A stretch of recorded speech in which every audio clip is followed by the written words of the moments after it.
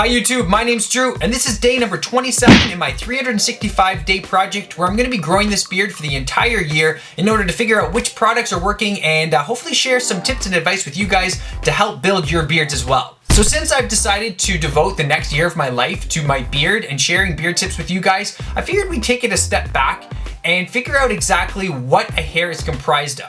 I'm gonna do my best to keep this really simple and straightforward, so try to stick with me. Generally speaking, there are two parts to a hair. The follicle, which lies under the skin and originates from the bulb, and the shaft. Now the shaft has three layers to it. The cuticle on the outside, the cortex in the middle, and the medulla, which is sometimes present at the core. Now there are three types of hair to worry about. We've got the lanugo type hairs, which are present on newborns. So these hairs eventually change into something called vellus hairs. Now these hairs are very, very thin, they're wispy, and they're often very translucent, so you can't really see them. We often refer to these types of hairs as peach fuzz. And the last type of hairs are called terminal. Terminal hairs are darker, coarser, and generally found on your head, your beard, and various other places on your body. So now that we know a little bit more about what makes up hair, let's take a look at my beard and figure out which hairs are terminal and which hairs are vellus. So here's my beard on day 27, and it's still not super long yet, but if I kind of go like this, maybe you can kind of see which hairs look lighter. Some of them look lighter, some of them look a lot darker, a lot browner. I do have a lot of red and orange kind of pigments in there. I do see a lot of different sprouts coming at this stage of the game too that are kind of fresh.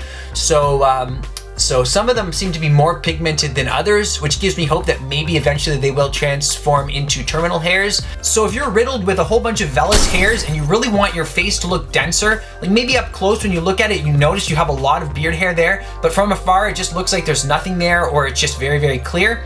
There are a few things that you can start to work on in order to kind of improve your beard. So whether you have vellus hairs or terminal hairs, both hairs stems from the same follicle. So a lot can be determined based on hormonal factors or influences in your environment. So if you're really hoping for that big, thick, full beard, the first thing that I would do is be patient.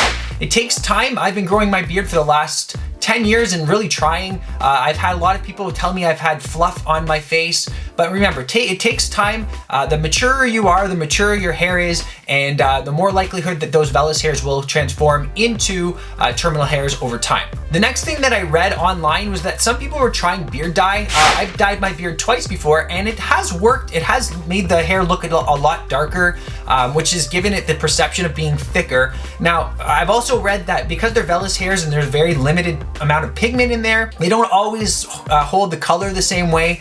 So if you do try it, you're gonna wanna try like a beard dye specifically for beards, so it doesn't stain your face. The third thing you could try is Rogaine or minoxidil. A lot of people have been trying this and experimenting with this online. I am a natural beard kind of guy. I like to try to manipulate my beard hair growth naturally. I have heard that it has some success because actually using this minoxidil will help to stimulate the glands and therefore kind of change the vellus hair into a terminal hair. But anytime that you're using some sort of external product that interferes with hormonal imbalances, I'm just a little wary of that, so keep that in mind. The fourth thing you could try is something definitely not that manly, but using mascara and coating those vellus hairs with a mascara that's very similar to your hair color, which will obviously only be a temporary fix, but will coat that hair and therefore make it look denser. It may also help some of the hairs to stick to it and give an overall fullness appearance.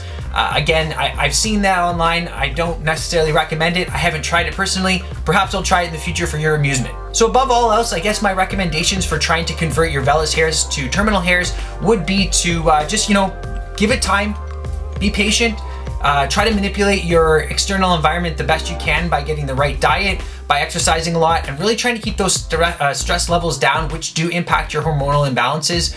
Because once your body is stable and you're feeling good, your hair and your beard will be healthy. It'll be a healthy environment for your facial hair to grow in. So I hope you enjoyed this video. If you found it useful or informative in any way, please give me a thumbs up. I really appreciate it. Don't forget to check out my website, coming soon, drewsbeard.com, and I'll see you in the next video. Thanks for watching.